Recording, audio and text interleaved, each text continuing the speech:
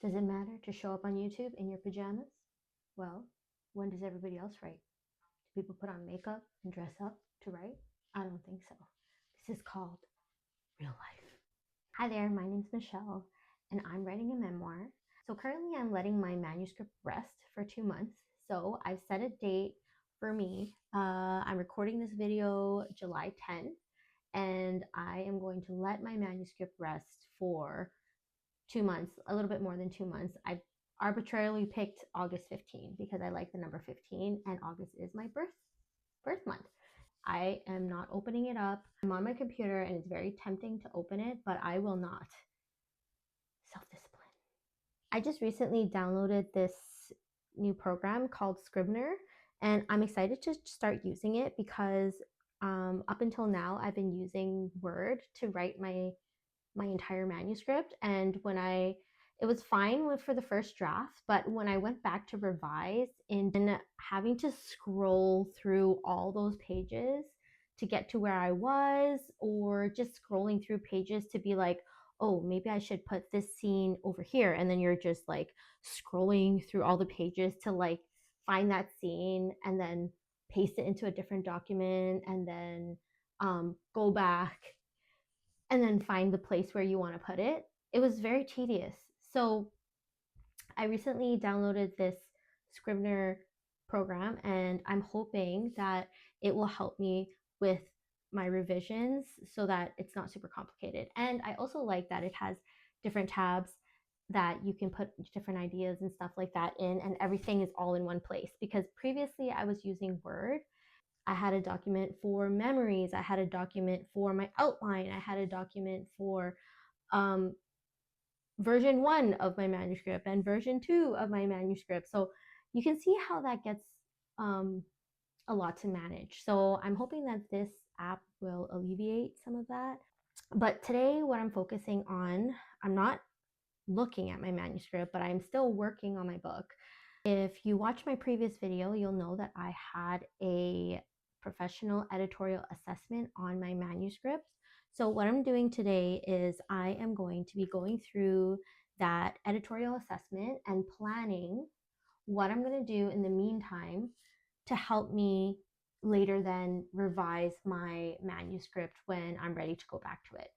So a little bit about me. I'm not a professional writer. I didn't go to creative writing school, MFA, or anything like that. Actually, I wish I could tell you that I've been a lifelong reader, and that's not even true either. I actually didn't start reading books intentionally until I was 30, until I had kids and couldn't go out. I'm a late bloomer. Am I ambitious for wanting to write this book and get traditionally published? Yes, I am. But just do it. Even do it before you're ready. It doesn't matter. I feel like writing a memoir, and so I'm going to write one, and I'm going to find a way to write one. It's that easy. Okay, so if you watch my first ever YouTube video that I recorded, you know that I booked my editorial assessment before I even finished my manuscript. I just sent them an outline and a couple chapters, sample chapters, to get a quote. I'm glad I did that because it gave me a timeline and pressure to finish it. I actually ended up handing it in a couple days early because by that time I was burnt out. I was burnt out of like reading my manuscript, plowing through writing in 4 months. I only write at night after my kids are sleeping. During the day, I was consuming a lot of memoirs through audiobooks. After I drop off the kids, I would listen to a memoir on audiobook on my way home. I would read some nights and I would write some nights. So I am not this person who had studied memoirs her whole entire life. I was literally writing a memoir and reading memoir at the same time. So actually, I think that kind of helped me because I was like in the memoir headspace. Actually, it's really funny because in my epilogue that I wrote, I was reading Know My Name by Chanel Miller. And there's this metaphor I used. Here, hold on. Let me bring it up. Okay, wait, no. I can't open my manuscript. No, I can't open it anyways. But I was using this metaphor that had something to do with like courtroom, and it was like a courtroom metaphor. And I think because I was in such the headspace of like Chanel's world, that idea like ended up in my writing to say something about me, but I'm probably going to end up taking that out because it makes no sense. It sounds nice and it gives a vivid picture of what I'm trying to say, but I'm going to have to change that because I was influenced by Chanel. So I'm going to make a plan based on this editorial assessment to help me up my skills in the meantime while I'm letting my manuscript rest. I'm not going to edit my manuscript at all, but I will spend my time reading, maybe doing some exercises, writing exercises, so that when I go back to my manuscript, I will be a better writer than what I was when I had left it 2 months ago. And that's because the goal is to make it better. So, in order to make it better, the person doing it has to be better. That makes sense, right? I hope that makes sense because it makes sense in here. I'm just going to read through this and yeah, we'll make a plan.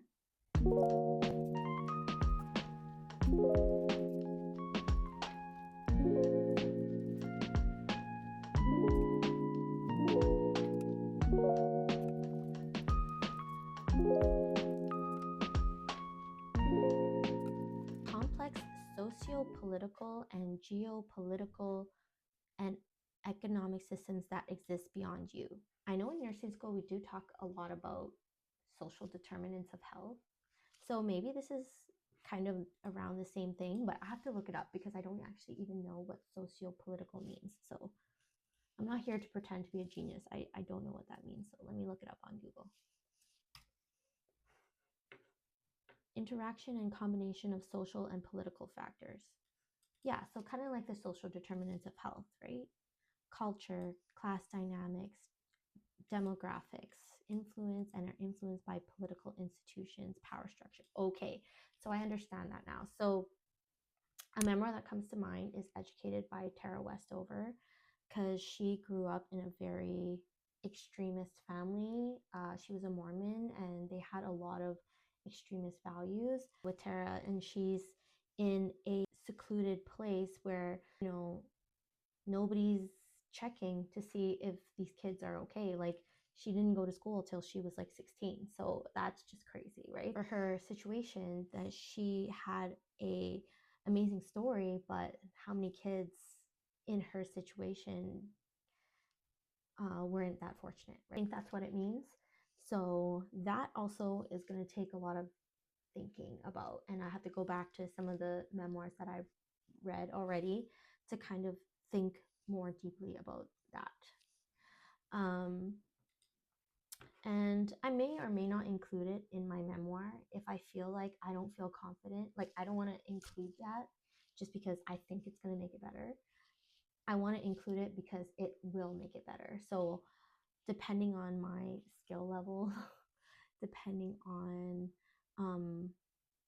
whether or not I can conceptualize something that will make my memoir stronger, will determine whether or not some of those things can get incorporated into my memoir. I was reading Tomorrow, Tomorrow and Tomorrow by Gabrielle Zevin, and I think there was a part in there where taste surpasses your skills. So you being surrounded by great works, but your skill level is not on that level. And so there's a lot of frustration. So I think I'm about to enter that space. So wish me luck. Okay, being parentified. I know a lot of people would consider me as being parentified, and I was in a lot of ways, but that is also a cultural thing, I think. So I'll have to think deeply about that. And if you're Asian, like, you kind of just know, like, your parents are like on an altar, right? So you are part of the family and you do what you need to do to help the family. And that's just Asian culture. I just have to think about that one a little bit. Really hard things to think about. But humanity question. So, is there something in my memoir that is a humanity question that I can incorporate that is a universal issue?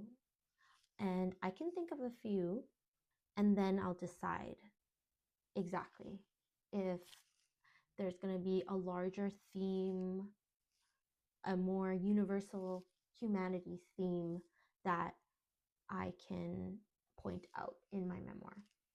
Another suggestion she had was to have more description, and she put a blurb in there from Ocean Vuong's On Earth We're Briefly Gorgeous. And so I think I'm going to probably go through that book. He's also another Vietnamese person. I like reading Vietnamese people's work because I can relate to it a lot.